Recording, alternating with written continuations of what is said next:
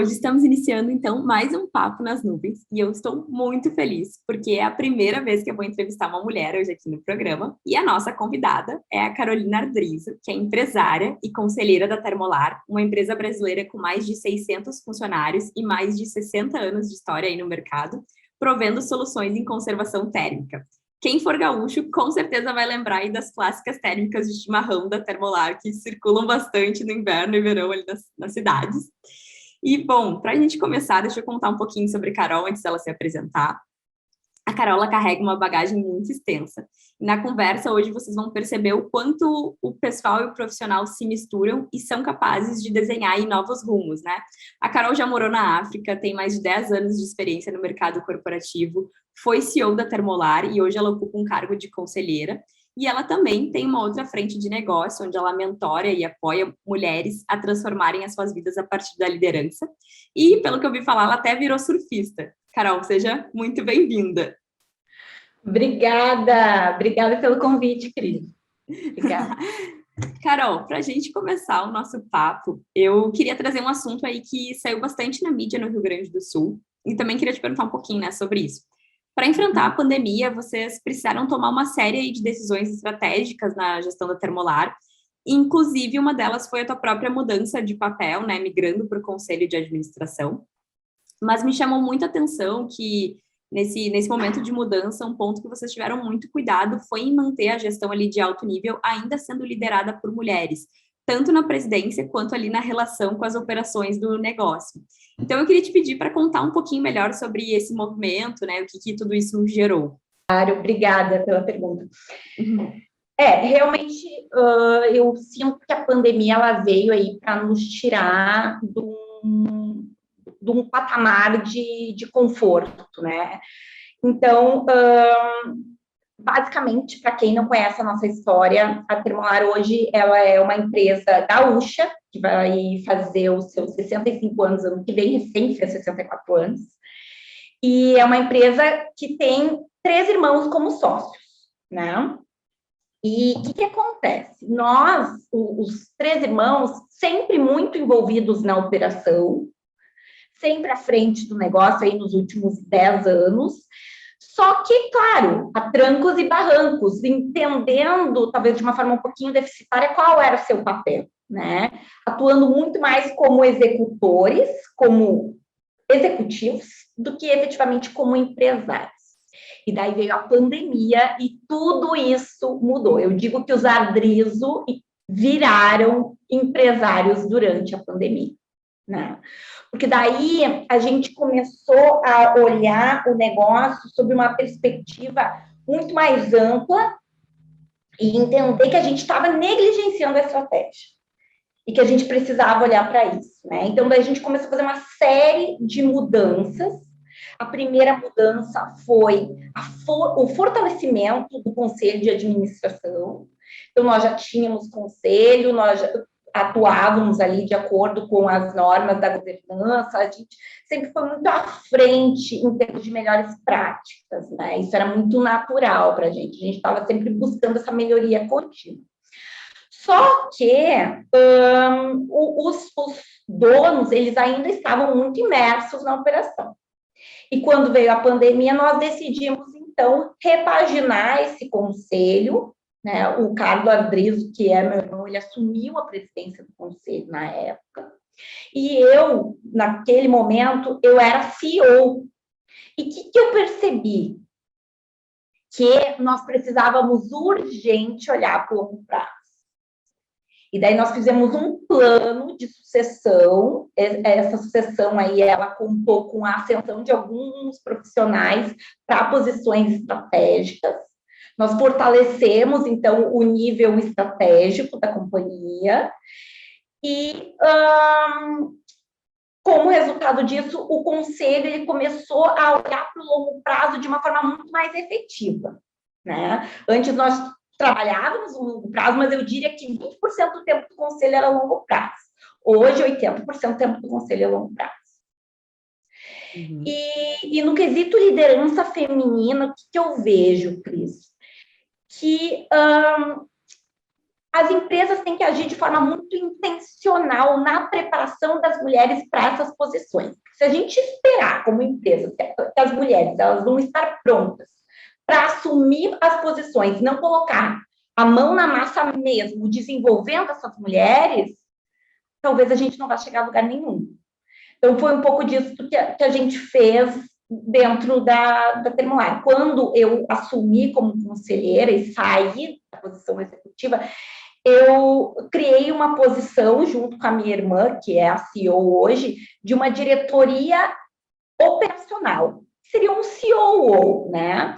E nós colocamos nessa função uma pessoa que estava com a gente naquela época há 13 anos. E essa mulher, ela precisou também ser desenvolvida, foi mentorada, essa sucessão, ela durou 2 anos entre planejamento e execução, acompanhamento depois de execução. Então, se eu tivesse que esperar essa pessoa estar 100% pronta, talvez a gente não faria aquele movimento da forma como a gente fez aquele momento. O que nós optamos por fazer? Vamos acompanhar, vamos preparar, vamos fazer um intensivo junto com ela, vamos dar todo o ferramental possível. E é dessa forma que a gente atua no desenvolvimento de mulheres dentro da Termolar, né? Colocando a mão na massa e atuando de uma forma muito forte aí na preparação dela. Inclusive, no ano que vem, nós pensamos em fazer um programa, junto com a Natália, a gente está organizando isso, de desenvolvimento de 100% das nossas mulheres. Que legal. E isso, eu acho que, até furando um pouquinho meu script aqui de perguntas para ti, Claro. pelo que você está me trazendo, isso já até mostra um pouco da cultura da empresa de vocês, né? Assim, eu acho que não só falando de práticas que vocês têm frente às mulheres, mas, no geral, a própria cultura de estar disposto a desenvolver os profissionais dentro da organização. Claro que eu imagino que não é uma tarefa fácil numa empresa da estrutura de vocês, mas até queria perguntar como que isso é feito hoje, né? Perfeito. Nós temos esse olhar para a cultura de uma forma muito intencional, tanto que na pandemia nós abrimos mão de diversos investimentos e criamos um plano muito austero visando a sobrevivência, né? Como todas as empresas fizeram, grande maioria. Só que o que a gente não abriu mão? Cultura, né? Desenvolvimento de equipe, né? Porque a gente entende que justamente aí está a garantia da entrega dos resultados e de uma gestão efetiva. Né? Então, para teres uma ideia, hoje a gente tem um plano organizacional que ele é muito orientado para aproximação com os nossos colaboradores, tá? Team building, e a Termolar está sempre buscando as melhores práticas para fortalecer esse time e tornar esse time efetivamente um time, né? Que ele consiga trabalhar junto de uma forma eficiente, porque não adianta, às vezes a gente tem os melhores profissionais e eles não conseguem trabalhar juntos e entregar os resultados. Sim. Né? E aí está o nosso papel como conselho de administração, Nathalie como CEO, de preparar essa arena para que a equipe consiga entregar o seu máximo, né? Eu até queria te fazer uma pergunta, assim, falando isso de equipe, de cultura, né? Eu entendo que vocês, claro, tiveram muitas mudanças num espaço curto de tempo, e eu imagino também que tu e os teus irmãos, vocês têm um senso de responsabilidade bem grande, porque foi um legado que o teu pai deixou para vocês a Termolar, né?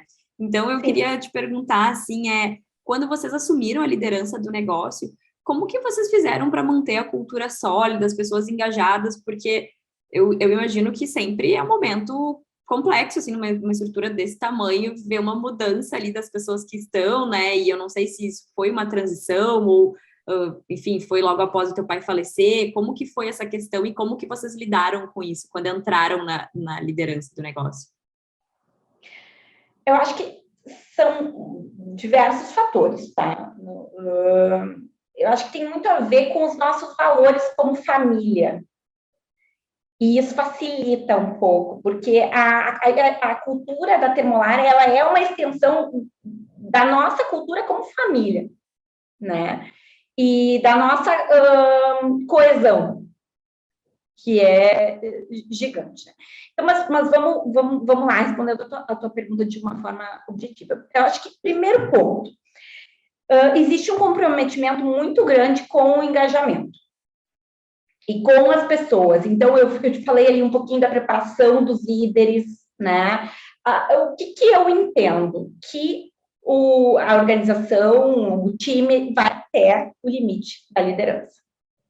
E por isso, Cris, que tantas vezes a gente quer implementar mudanças estruturais nas companhias e a gente não consegue. Por quê? Porque não passa a verdade. Lá em cima, quem está no topo pode até dizer que comprou aquela ideia, mas na verdade não comprou. Então, isso é uma responsabilidade imensa. Por quê? Porque nos exige, como líderes, que nós sempre estejamos olhando para o autoconhecimento. Uhum. Porque senão, quem vai ser o gargalo da organização? Eu. Sim. E nós, como líderes, nunca podemos ser o gargalo da organização. Sabe eu acho que tu tocou... Desculpa. Não, eu acho que...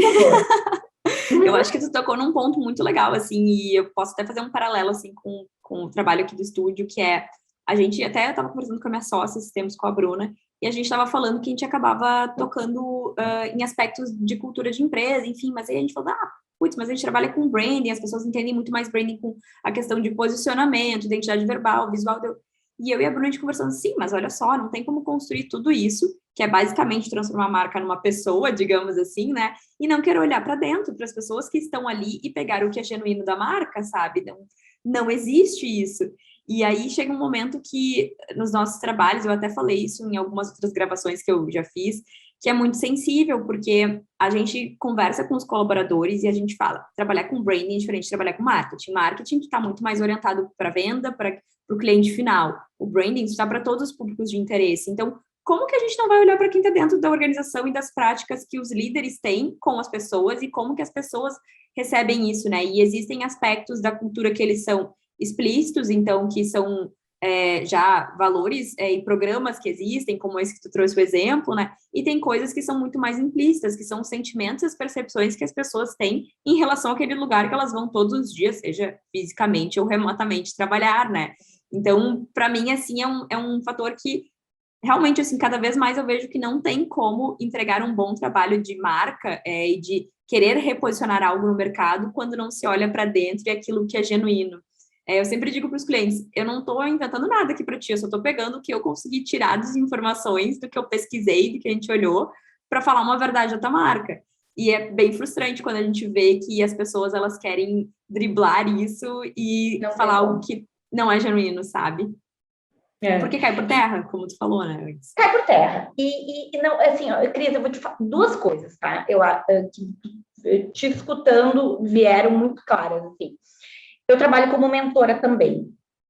E grande parte das pessoas que me procuram para as mentorias das mulheres, porque o meu compromisso é com o desenvolvimento de mulheres, estão insatisfeitas em relação ao seu local de trabalho. Por que elas estão insatisfeitas? Porque está faltando essa verdade. Então, assim, não dá mais para fingir. Não é uma cartilha que a gente finge que segue e está tudo certo. Hoje, as pessoas percebem e elas não aceitam mais. E eu acho que tem tanta oportunidade que ninguém mais se sente obrigado a ficar naquele lugar, assim, né? Diferente, de tem acesso a tantas coisas, de tu pode trabalhar para outro lado do mundo e tá tudo bem, né? Então, e ser muito fácil também conseguir uma vaga como essa, que eu não vou me sujeitar a ficar num lugar que me tratam mal ou que eu não sinto que os, sei lá, valores básicos estão sendo entregues, né? E ainda assim querem que eu conte uma mentira para fora, né? Quando eu tenho que vender um produto ou serviço que aquela organização tá oferta, né? Assim, mesmo que eu não tenha um papel de comercial, eu ainda assim sou alguém que representa aquela organização quando eu, né, pego o crachá, né? Exato. E daí, assim, ó, isso tem o ônus e o bônus dessa história toda, né? Qual é o bônus? Que quando as pessoas sentem essa verdade, elas ficam. Uhum. Elas ficam. Tanto que na Termolar, durante a pandemia, claro, foi um momento assim extremamente desafiador, onde a gente não consegue dar os melhores benefícios, as melhores condições de trabalho, muitas vezes, né? Sempre como toda e qualquer empresa que passou por um momento de sobrevivência extremamente desafiador, né? Ok, só que as pessoas ficavam. Por quê? Porque elas viam verdade. Sim. Né? Então, a verdade, ela engaja. E o compromisso, ele tem que ser real. Eu brinco com os meus liderados que tem que se expor a diversas situações. Para quê? Para que ele possa entender o que é melhor para desenvolver o time. Só que como ele vai desenvolver alguém se ele não se desenvolveu? Sim, ainda são pessoas, né? Cuidando sobre outras pessoas. É muito complicada essa relação, né? Exato.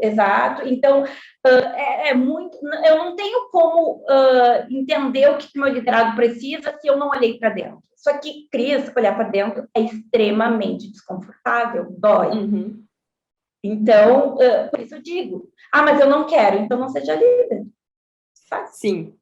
Mas tu sabe que esse processo, eu acho que ele acontece até mesmo quando eu estou trabalhando com outras empresas, né? A gente, como eu falei, faz essas etapas de investigação, assim, de descoberta, e a gente percebe, e a gente já tomou muita chapuletada, assim, nessa etapa do projeto, sabe? Que é bem no início, quando a gente vai apresentar os nossos aprendizados para o cliente, que é o momento que a gente está conflitando que aquele C-Level nos falou num primeiro encontro com o que é a realidade que a gente enxergou dentro da empresa dele pelo viés das pessoas que interagem com a empresa, sejam qualquer público de interesse. E eu vejo que fica-se extremamente desconfortável numa posição muito de passivo-agressiva, assim, às vezes, né? E a gente está ali no papel de trazer, olha, isso aqui tem um certo impacto na tua marca, temos que olhar para isso, e eu vejo que tem gente que está muito disposta, tem gente que não quer olhar para isso, tem gente que fica surpresa, e aí pensa, sim, eu tenho que melhorar, e depois eu fico sabendo o que acontece em outros projetos, porque são coisas que às vezes nem é com a gente, assim, outras decisões que a empresa tem que tomar, né? Mas é uma etapa bem sensível, tanto é que a gente já fez algumas rodadas internas aqui dentro de quais são as melhores práticas que a gente pode ter, quais termos podemos usar e quais podemos evitar, sabe? Porque a gente via que as pessoas ficavam assim, parecia que era falando sobre elas, e não era, a gente não dizia nome de ninguém, não falava nada, a gente colocava sempre na figura empresa, sabe? Apesar de que às vezes eu sabia de quem estava se falando ali, né? Porque eu escutava todo mundo falando, mas é realmente uma etapa, assim, muito complexa, e é ainda sobre o autoconhecimento da própria empresa, e quem que tá por trás da empresa, as pessoas ainda, né? Exatamente. E eu acho que, sinceramente, Cris, eu acho que vai continuar sendo complexo. Sim. Porque o ser humano, ele tem essa dificuldade de se olhar. Né? Mas só a disposição em fazer isso já é um avanço. Porque se a gente pegar 10, 20 anos atrás, a gente não estava disposto a fazer isso. Não. Hoje a gente está naquele lugar, talvez, né, tem alguma coisa aí que vai servir para o crescimento da organização, né? E eu acho que eu ia falar, depende do tamanho da organização, mas eu até pensei agora na Termolar, é uma empresa muito grande também, né? Tá ali tentando dar o teu melhor. Eu entendo que é sensível para quem tá ouvindo uma etapa como essa, ou vivendo isso, porque tu sempre pensa assim, né? Eu tô tentando dar o meu melhor, é muito difícil liderar uma empresa gigante, é que nem tem uma casa, tu arruma de um lado, cai do outro, sempre tem uma coisa a ser feita, nunca vai estar pronto, e de fato nunca vai estar, sempre vai surgir quando tu ajustou um problema, vai surgir uma camada nova que tu nem acessava e nem sabia que existia, né?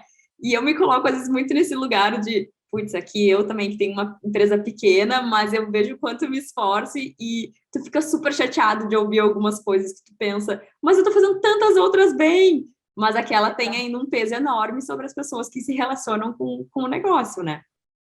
Mas sabe o que eu acho que é a boa notícia dessa história toda? Que hoje não é mais esperado do líder, da liderança, ser o super-homem, o sabe tudo, o que vai consertar a cultura da empresa. Né? Hoje, ele pode dividir isso e a parte legal da história é, se ele dividir isso, o engajamento vai ser muito maior. Sim, e as pessoas se empoderam daquilo, né? Claro! E isso é maravilhoso, a gente não precisa ter todas as respostas o tempo inteiro, a gente não precisa fingir que a empresa está perfeita. Não, eu posso dividir o problema com as pessoas, e isso pode ser uma excelente ferramenta de engajamento. Né? Sim. Então, essa é a boa notícia. Carol, e agora saindo um pouquinho assim desse lado de cultura e entrando mais para, eu sei que a gente falou um pouco no início sobre isso, mas mais sobre a estratégia, a gestão do negócio. Como que vocês, assim, se fosse falar de uma maneira mais tangível, e também não sei o quanto pode, né, porque são questões mais estratégicas, mas como que vocês projetaram os objetivos e metas para o cenário de 2020 e 2021 para a empresa, principalmente de vendas até, porque eu acho que estava tão maluco as coisas. Como é que vocês fizeram isso? Não, foi bem desafiador, na verdade. Aquele negócio de forecast anual, esquece. Era revisão mensal. Hoje a gente ainda está trabalhando com o trimestral, mas trabalhar com aquele plano de 5 anos, planejamento estratégico, acho que já ninguém mais trabalha assim. Mas colocando de uma forma mais prática, eu acho que foram 3, colocando assim, 2 anos, 2020, 2021, tá? 2022 eu já tiro fora, apesar de que não terminou, sabemos que não terminou, mas que foram os anos mais difíceis ali em termos de instabilidade, né? Eu entendo que foram 3 frentes de trabalho. A primeira é uma frente bem operacional, que é manter as operações, sobreviver, né? Então, buscar aquela fórmula de sempre, reduzir despesas, mas de uma forma também olhando para o longo prazo, e eu acho que isso é uma das características mais legais das empresas familiares, que elas olham para o longo prazo, tá? Então, por exemplo, assim, é o que eu te falei ali sobre cultura, nós cortamos tudo, mas treinamentos nós aumentamos. Por quê? Porque nesse momento, mais do que nunca, eu preciso de pessoas que estão comprando a ideia comigo. Sim, e elas saírem custaria mais caro para ti também, né? Exatamente. Então, vamos lá. E esse olhar, eu acho que às vezes falta um pouco em empresas multinacionais, muito grandes. Ok, fazendo parênteses. Então, a primeira vertente foi essa. Para te ter uma ideia, os meus custos, eles aumentaram 80%. E é óbvio que isso não foi repassado para o mercado. Tá? Então, como é que vocês fizeram? Austeridade, reduzindo custos internamente, trabalhando processos, trabalhando produtividade, né? Hoje, a Termolar é benchmark da concorrência e da própria Termolar, ou seja, nós nunca tivemos indicadores. Não, claro, se eu me comparar comigo mesma, claro. Eu nunca tive indicadores de performance tão bons quanto eu tenho hoje. Não estou falando de custo. Né? Acho que a gente está num período de inflação global extremamente delicado. Mas, em termos de indicadores de performance operacionais, nós nunca estivemos tão bem. Então, esse olhar para dentro e para a sobrevivência, vertente 1 de trabalho. Tá? A segunda, a gente já falou, e a gente vai continuar falando, porque a ideia do papo é hoje, cultura. Né? Então, assim, nós temos 4 pilares de cultura, tá? E nós trabalhamos muito esses pilares. Quais são eles? Protagonismo, tá? Isso entra portfólio, produtos novos, olhar para o mercado e trazer soluções inovadoras que facilitem a vida das pessoas, ponto 1. Cuidado, daí entra olhar para os nossos colaboradores e estar sempre cuidando do ambiente de trabalho. A Termolar, ela foi diversas vezes elogiada em relação aos seus procedimentos durante a pandemia, porque realmente, assim, a gente teve um olhar que era fora da curva, e isso é alicerce da cultura, então é muito fácil, porque está mapeado, está escrito e permeia todas as nossas relações. Resultado, né, que sim, nós temos que ter um compromisso com o resultado, porque a gente não tem nenhum grande sócio investidor aportando, a empresa ela precisa gerar o EBITDA para se manter, né, gerar lucratividade para se manter. Então, esse olhar para resultado e confiança e colaboração, que é team building, né, então fortalecer esse time, dar as ferramentas necessárias, os meios e preparar o terreno para que o time performe da melhor forma possível.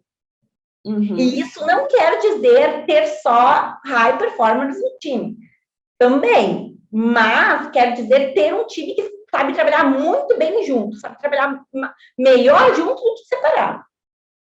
Tá aí é virado. E como que vocês montaram, né? Porque, poxa, você tem uma estrutura aí de 600 pessoas em média, e com Uhum. diferentes posições. É muito diferente de montar um projeto de team building para 30 pessoas, por exemplo, né? Como que vocês organizam isso dentro da Termolar? Como é que funciona? Não Uhum. sei se eu me fiz muito clara na minha pergunta, mas enfim. Se tu puder repetir para só. Assim, né, tu falou de team building e tal, e vocês têm uma estrutura de 600 pessoas com contextos muito diferentes das posições que elas têm, né?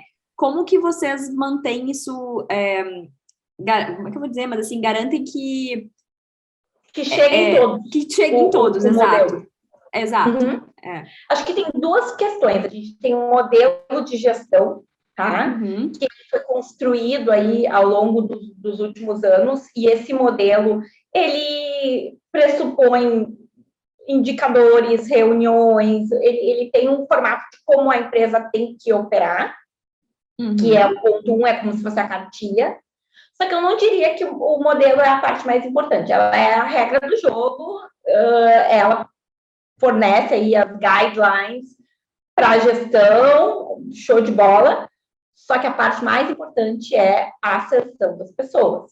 Isso é desenvolvimento de lideranças. Então, uhum. e quando eu estou falando de pessoas agora, eu estou falando dos líderes.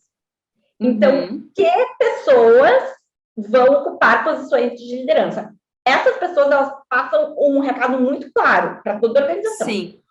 né? Porque se elas têm um determinado comportamento, elas passam um recado. Se elas têm outro comportamento, elas passam outro recado. Então, quando eu seleciono muito bem essas pessoas, esses líderes, e eu tenho um alinhamento muito bom da alta gestão com esses líderes, eu garanto que isso chegue na ponta. Eles Através são, da eles são multiplicadores, né, da tua marca. total, total, total. Legal. E por isso a gente está trabalhando sempre muito liderança. E daí, só para terminar assim, a tua pergunta, que é uma das partes, não diria a mais importante, mas uma das. Uhum. O que mais a gente fez na pandemia? A gente começou a olhar para um modelo de negócio como um todo, Cris, e repensar. Porque a gente chegou à conclusão que realmente a gente estava, como a grande maioria das empresas, extremamente fragilizado. Uhum. Né? Então, assim, como é que eu vou pensar nesse negócio para os próximos 64 anos? Né? E Que daí, responsabilidade. gigante. E daí surgiu, então, algumas intenções estratégicas. Gastamos todo o ano de 2021 fazendo um planejamento estratégico muito forte. E daí, agora, a partir de 22, expandindo e executando esse planejamento. E daí ele tem algumas vertentes de trabalho, desde portfólio. Então, por exemplo, isso aqui nasceu, um produto novo da Termolar, nasceu desse planejamento, uma série de ações de portfólio e também de expansão. Então, abertura de novas filiais, uma série de ações aí estratégicas que a empresa está fazendo. Sim. Eu até ia perguntar isso do portfólio, porque foi uma coisa que eu achei, eu não tinha certeza, mas tinha me chamado a atenção, que eu comecei a perceber que estavam surgindo outros produtos de vocês, assim, hoje quantos produtos tem no portfólio e como é que funciona essa construção do portfólio de produtos que vocês têm? Perfeito. É mais ou menos em torno de 200 produtos no portfólio, tá? A responsável é a diretora criativa, que é a Nathalie, que ela também é a CEO, e é a parte favorita dela, e ela manja muito, digamos assim. Então, hoje a gente tem um planejamento de portfólio. Uhum. Esse planejamento, ele roda anualmente, então entram alguns produtos novos, cores também, e existe o planejamento da marca como um todo para os próximos anos em alguns segmentos específicos que ela vai entrar, né? Entendi. E esse é um braço do projeto estratégico para os próximos anos aí de ampliação do negócio da empresa, né? Sabe que tem uma coisa que, assim, pode ser uma visão totalmente pessoal minha, posso estar completamente equivocada no que eu vou trazer agora, assim, mas e até quero trazer em tom de pergunta.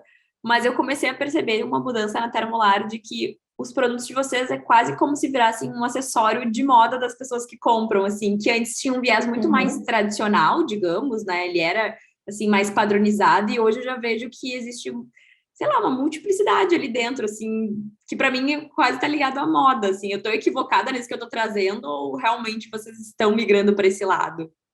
Não, é uma das mudanças que a gente fez com a entrada da Nathalie nessa posição, que é uma posição nova de diretora criativa. É, inclusive, algo que geralmente não está associado a commodities e muito menos indústria de térmicos, não usa, não enxerga dessa forma, mas nós enxergamos. E mais, eu diria que tem a ver muito com... tem o braço, claro, da moda, mas tem o braço de prolongar experiências mesmo e de ser esse grande parceiro do início até o final do dia da pessoa. Sim. Né? Que legal, assim, eu comecei a perceber, assim, mas sei lá, vai ver que eu tô viajando aqui, mas deixa eu perguntar para ter certeza. É intencional, tudo é intencional. Legal, então as pessoas estão entendendo certo, eu acho que que bom. validei, a Nathalie vai ficar feliz que eu validei a experiência dela. Sem dúvida, sem dúvida. Obrigada. E agora, assim, entrando numa esfera mais pessoal, eu imagino que toda essa migração aí de papel que tu teve como CEO e agora conselheira de administração tem exigido ali um olhar diferente sobre o que tu atua, né? E olhando, assim, para tudo isso que aconteceu nesses anos de pandemia e da tua mudança, o quanto que isso impactou e eu pergunto muito porque como tu tem esse papel de mentor agora também, né? O quanto que isso impactou na vida pessoal e também profissional da Carol, quem que ela era e quem que ela é agora, né? Sim, na verdade tem tudo a ver, né? Porque não existe como a gente dissociar a Carol profissional e a Carol pessoa, não é uma pessoa só. Na verdade, assim, eu acho que eu mudei muito a minha percepção em relação ao impacto daquilo que eu fazia. Então, antes, eu tinha uma concepção, uma ideia que era muito vinculada à quantidade. Então, para ser uma excelente executiva, eu tenho que trabalhar muito, eu tenho que fazer muitos cursos, eu tenho que ler muitos livros, né? E tudo esse muito, né? E esse olhar, ele traz uma falta de equilíbrio, um desbalanceamento em outras esferas da vida. E isso nunca vai ser sustentável no longo prazo, né? E com a pandemia também, eu comecei a repensar a minha relação com o trabalho. E daí, focando mais em escala, como é que eu gero mais impacto? Então, hoje, eu tenho 2 empresas, eu sou conselheira, eu sou mentora, eu tenho um olhar bem social também, eu atuo em diversos projetos sociais, e como mentora, e eu não teria como fazer isso se eu não tivesse tido essa mudança de olhar. Sim. Né? Não seria possível. E tu acha assim, né? A gente estava falando ali no início sobre liderança feminina, e eu entendo que, poxa, sei lá, faz mais de 10 anos que tu estava num mercado super corporativo e a gente sabe que é um mercado predominantemente masculino, assim. Será que essas todas as cobranças que tu acabou te fazendo e que tu sempre tinha que ser mais, mais, mais, também não se vinha de uma exigência de tu querer provar o teu potencial dentro de um lugar que, não tô nem falando da Termolar, mas do mercado corporativo, assim, que era mais masculino e tu tava ali, talvez, liderando, sei lá, vários homens ou estando em outras reuniões, como que isso era para ti? Eu tenho certeza que sim, e eu acho que isso tem a ver com maturidade também, né? No início, a gente não tem toda aquela segurança, tá começando num ambiente novo, né? Ele é um ambiente, sim, extremamente masculino, e eu também estava me conhecendo como profissional, né? Errando, acertando, entendendo o que fazia sentido até como líder. Então, no início, a minha liderança era uma liderança muito mais masculina. Né? Foi com o tempo que eu consegui integrar aspectos do meu feminino, da minha liderança. E daí eu me tornei uma líder muito melhor, muito mais genuína. Mas isso veio com o tempo. Né? Então, desculpa. Não, eu até ia perguntar, né? E que certamente também deve ter impactado em toda essa questão da cultura da empresa, né? Dos programas que Muito, vocês desenvolvem, do olhar que tu tem sobre as pessoas, eu imagino. muito. Eu me lembro que uma das práticas que a gente começou a fazer toda semana, isso foi no meio da pandemia, não no meio, no início da pandemia, foi toda segunda-feira a gente tinha reunião de indicadores, ainda tem, Uhum. né? E tá atingindo, não tá atingindo, ó, e era linear, sim, não, preto no branco, ó. E nós começamos a adotar um hábito que era dizer um aspecto pelo qual a gente era grato na última semana, né? Implementar técnicas de gratidão mesmo, né? Para Sim, comentar gratidão naquele momento que era um momento que ninguém estava se sentindo grato por nada, pelo amor de Deus, eu quero sobreviver, né? uhum. E aquilo foi um elo tão importante, né? No fortalecimento da moral, do positivismo Uhum. naquela situação, né? E eu nunca teria feito isso se eu não tivesse já no momento mais feminino como líder mesmo, né? Integrando. Sim, nós continuamos falando de indicadores, ninguém está dizendo que virou oba-oba, mas deixa eu olhar para outros aspectos também, né? Deixa eu Sim. escutar mais o meu time, né? Então, dá para ter os dois, dá para ter os dois mundos. Sabe que, assim, só para fechar esse capítulo aqui do assunto, isso me lembra bastante também no meu trabalho. A gente faz muitas facilitações criativas para trabalhar norteadores estratégicos com as empresas. Então, a gente se coloca ali no papel de facilitador, programa aquela facilitação, enfim. E com uma certa frequência, a gente sempre tenta propor para os clientes, quando são grupos maiores, ter alguns momentos de descontração, até porque as pessoas estão chegando ali para discutir um tema que ele é delicado, que exige tempo. E a gente vai lá, cria uma história para aquilo, ou cria algumas dinâmicas para isso. E eu ainda percebo que é algo que. E às vezes são coisas bem pessoais, não tem nem a ver com o trabalho, às vezes pode ser até uma brincadeira, né?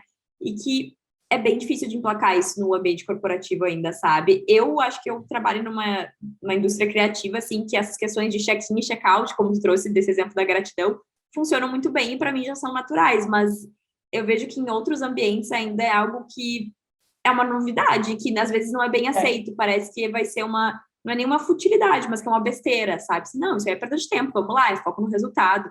Gente, eles são pessoas que estão ali, será que elas tiveram um bom dia? Será que elas conseguem nos ajudar nisso hoje? Ou elas estão se sentindo confortáveis, que ela pode falar na frente de todo mundo aqui, se ela falar algo que não está bem estruturado, ainda vai ser tudo bem, sabe? São coisas que a gente tenta se preocupar, mas que é uma barreira bem grande que eu vejo que ainda tem a ser quebrada, sabe?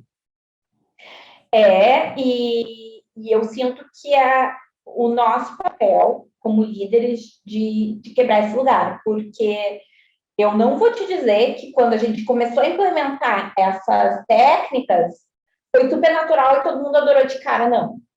Sim. Porque é um modelo que está sendo rompido naquele momento, né? Hoje, Uhum. Deus me livre se eu tiver o momento da gratidão. Mas é hoje, depois de anos, né? E sabe, Cris, às vezes, vou te contar uma situação que aconteceu comigo, e que a pessoa, ela conta essa história até hoje. E marcou muito mais ela do que marcou a mim, mas, enfim, Uhum. acho que casa com o que a gente está falando aqui.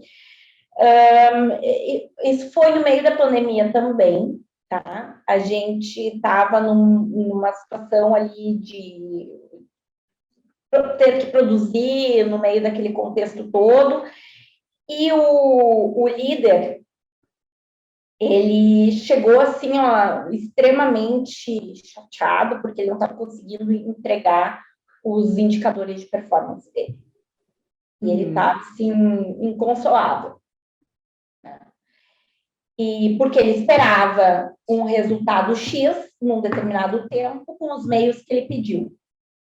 Uhum. E ele estava tendo evolução, sim, Mas só não na que velocidade. não na velocidade que ele, né, líder do mundo corporativo, queria ou achava que era o Uhum. razoável. Enfim. E nós tivemos uma conversa inteira sobre, uma reunião de pauta inteira, perdão, sobre autocobrança. Sobre como ele estava se cobrando e como aquilo era desmedido naquele momento. Estava todo mundo fazendo o seu melhor, porque a gente estava vivendo uma pandemia que colapsou o mundo, e que, calma, eu sou tua chefe, eu não estou te cobrando da forma como tu está te cobrando, talvez o que tenha que melhorar aqui é a autocobrança. Vamos trabalhar a tua autocobrança? Livro sobre autocompaixão. Christine Neff. Vamos ler o livro sobre autocompaixão. Essa vai ser a tua tarefa para esse momento. Então, vai me dizer que essa é uma abordagem convencional? Não, mas é o que aquele líder precisava naquele momento. Então, ser líder é isso, é entregar para as pessoas o que elas precisam naquele momento, e elas nem sabem muitas vezes o que elas precisam. E a gente só vai conseguir isso se a gente se trabalha. Senão, se eu não me trabalhasse, eu nunca identificaria a autocobrança no comportamento dele. Por quê? Porque é um comportamento que eu também tenho, muitas vezes. Sim, tu ia estar cobrando mais ele aí, né? Ia estar alimentando aquele ciclo, né? Que ia levar a algum lugar? Não. Pelo contrário, talvez ele se desmotivasse, ele achasse que ele não ia ser capaz, e talvez, sei lá, na pior das hipóteses, tivesse ele a síndrome do impostor e sair dele. Exatamente, isso aí. E aí tu ia ter outro problema para lidar, e ele também. Exatamente.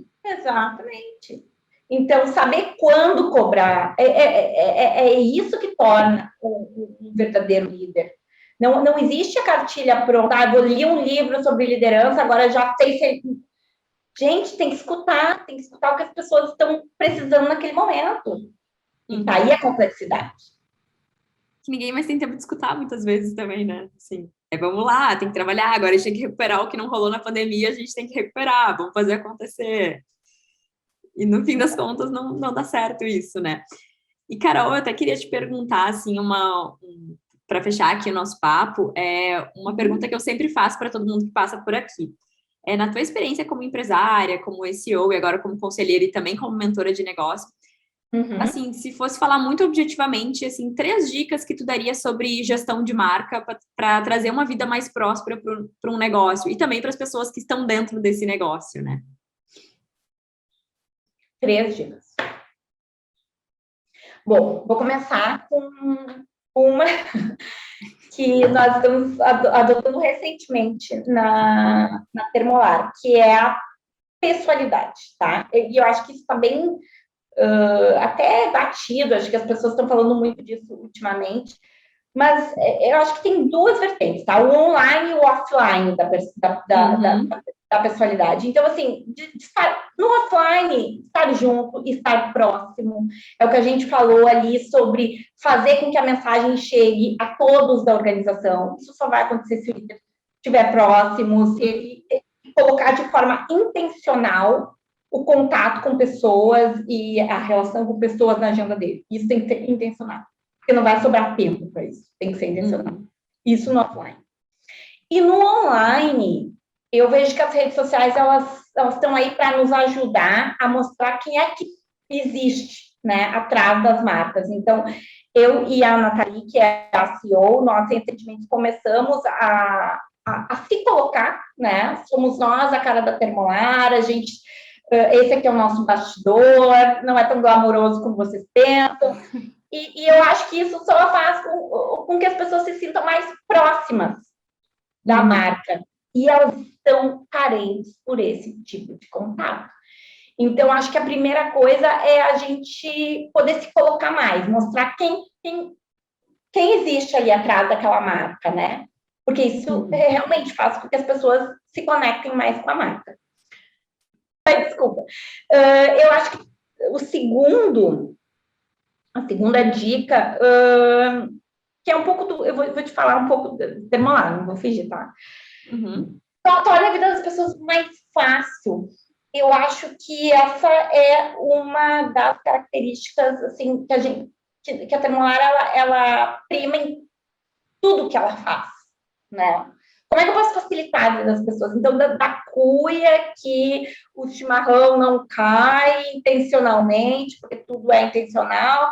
Então, até o bule, que dentro ele tem um recipiente onde tu coloca o chá e é mais fácil fazer o chá. Então, assim, como é que eu posso tornar como marca a vida das pessoas mais fácil? Tá todo mundo sem tempo, tá todo mundo correndo, né? Como é que eu vou ter essa influência no dia a dia das pessoas de uma forma positiva? E o terceiro, eu acho que a gente precisa se conectar mais. Eu vou falar de novo, clichê, tá? Mas eu estou falando que dá certo para terminar. Com os momentos e não necessariamente com os produtos. Não, a gente fica muito focado no produto. Ai, tá aqui o produto. Por exemplo, a visão da Termolar é prolongar momentos inesquecíveis. Sim. Né? Não é conservar o seu chimarrão quente. Não é sobre o produto. É sobre os momentos que tornam aquele produto realmente relevante, porque senão, né? Então, e é por isso que essa marca é tão forte. Nossa, isso tocou num ponto, assim, que é o que a gente sempre tenta mostrar para um cliente num projeto de branding, que é, não importa se tu vende, sei lá, algo super técnico, tem algo que está te conectando com alguém e não é o produto pelo produto. O produto, ele é um meio, né? Ele é um facilitador, ele está resolvendo aquele problema, mas eu sempre tento usar, eu acho que tu pontuou muito bem, assim, e é algo bem subjetivo para as pessoas entenderem quando elas vêm só da visão do negócio, né? Que ela só quer o resultado, é muito subjetivo. Por isso que eu sempre falo, nossa, eu trabalho com, acho que uma coisa muito complicada de vender, e de fato né? Posso dizer que é, porque as pessoas não conseguem entender esse ar de subjetividade que existe ali, quando elas entendem, uma chave vira, mas até virar uma boa estratégia, assim, de convencimento que a gente tem, e sempre vai ter algo que é genuíno daquela marca. Quando tu estava falando, antes de tu falar isso da questão da Termolar com os momentos das pessoas, na tua primeira fala eu já estava pensando sobre isso e eu ia dizer para ti, não, para mim a Termolar não é uma empresa que tem produto de térmica e coisas de plástico para o dia a dia das pessoas. Não, vocês estão inseridas na rotina daquelas pessoas, em momentos. Bom, eu sou gaúcha e é uma empresa gaúcha também. Tem muitos dos produtos de vocês falam muito da cultura das pessoas que estão ali. Eu sei que, né, vocês vendem para outros lugares, mas falando de onde iniciou, eu consigo ver muito, assim, a inserção daquilo na vida de alguém, da família de alguém, né? E é isso que tem que se valorizar, né? Eu sempre digo para os meus clientes assim, gente, olha só, quando a gente compra uma furadeira, não é porque, assim, acho que, não vou dizer que 100%, mas 99% das pessoas não compram uma furadeira porque o seu sonho é ter uma furadeira. Ele compra uma furadeira porque ele quer fazer um buraco na parede para pendurar, sei lá o que, na parede, um quadro, alguma coisa que vai mudar aquele lugar que ele está. Aquela é a transformação. Exato. É o buraco na parede, não é por si só ter a furadeira, né? A não ser que a pessoa seja, né? Aí tenha sua paixão por modelos de furadeira, é algo muito específico. Mas tu tá entregando uma transformação, e qual que é a transformação que a tua marca entrega, né? E é difícil as pessoas refletirem sobre isso, e as empresas no geral, assim. Agora eu vejo um movimento mais forte, assim, que principalmente com esse surgimento de marcas menores, que vem com um conceito que é mais próximo. Tem muita gente que já valoriza isso, e acho que por isso que meu trabalho também vem crescendo bastante, mas tem boa parte que ainda não enxerga desse formato. Eu espero que é algo que mude, porque é muito mais genuíno você se conectar com aquela transformação do que com o produto em si, né? Porque o produto pelo produto, a Termolar tem concorrentes, eu tenho concorrentes, mas, enfim, todas as marcas têm, né? E o que é único daquele lugar, né? Exato, e daí tu olha assim, a Termolar ela tem posicionamento de preço premium. Nós nunca tivemos problema de venda. Nem na crise de 2014, nem na pandemia, nós nunca tivemos problema de venda. Por quê?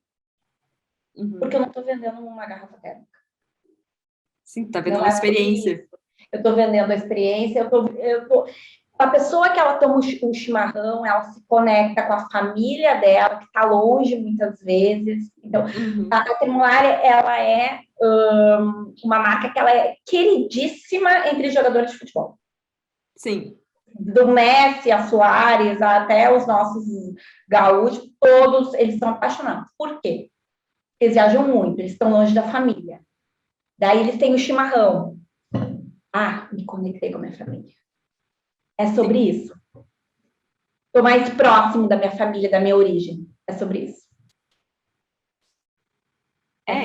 Essas são as minhas dicas. Não, eu achei ótimo, assim, eu quero até te agradecer, porque facilitou muito o meu trabalho agora, eu vou usar até como uma referência isso que tu me trouxe agora para próximos projetos que eu tenho aí, uma etapa de convencimento para as pessoas. Mas, na verdade, eu acho que não é nem porque as pessoas não têm interesse, assim, né? Até fiquei pensando se não apareceu isso antes, mas é mais porque é difícil de ir para esse lado imaginário subjetivo, porque ele não é... A experiência, ela nem sempre é tão tangível, né? Dependendo do que tu vende, né? Então, é difícil fazer tantas associações para alguém que às vezes é muito lógico, muito racional, né? Então, exige esse esforço criativo, né? Exato, para isso vocês estão aí, né, Cris? É verdade, é verdade. É verdade, esse é o problema que eu resolvo. Exato. A gente não tem que querer resolver tudo sozinho também. Não, isso é verdade. Carol, eu acho que, enfim, queria muito te agradecer pelo teu tempo hoje, assim, para mim foi uma super aula também ouvir toda a história da Termolar, e queria deixar esse espaço aberto, caso tu queira falar mais alguma coisa, fazer algum convite para as pessoas, mas para mim eu tô super feliz, obrigada pelo tempo e pela dedicação de contar aqui tudo isso hoje e de compartilhar esse momento comigo também. Claro, não, eu que agradeço e eu acho que a minha provocação é sempre nós, como pessoas, como indivíduos, como profissionais, sairmos desse lugar confortável, desse lugar comum, assim, sabe, Cris? Porque eu vejo os impactos que isso teve para a Termolar, né? A gente deixar, talvez, uma rotina ali, um dia a dia que é extremamente sedutor, a gente olhar para uma estratégia, é muito mais fácil olhar para o curto prazo, porque ele parece mais dominado, mais confortável, né? E olhar para o longo prazo envolve riscos, envolve discussões extremamente difíceis, né? Só que é isso que traz a sustentabilidade para os nossos negócios. Né? Eu acho que o mundo está muito claro para todo mundo que o mundo não é mais o mesmo. Que bom, porque tem muitas coisas que estão vindo à tona também, porque tinham que vir à tona. Então, eu acho que o convite é esse, né? Ser um eterno inconformado, está sempre buscando além. Sim, eu acho que uma empresa ela é um organismo vivo, né? E a gente tem que estar, claro que não é querer planejar tudo a todo momento e querer ter todas as respostas, mas saber que os melhores resultados não vêm no curto prazo, mas às vezes médio e longo prazo, e para isso existe uma série de ações que precisam ser tomadas e que muitas às vezes a gente só vai descobrindo ao longo do processo, né? A gente desenha uma, vai lá, executa ela, mas surgem várias outras depois que foram originadas por essa primeira, né? Portinhas vão se abrindo que a gente nem imaginava. Exato. Mas então é isso, Carol. Muito obrigada. E para quem está nos assistindo e nos ouvindo, então até a próxima, para o próximo Papo nas Nuvens. Em breve estamos de volta. É isso, então. Um beijo e até. Tchau, tchau.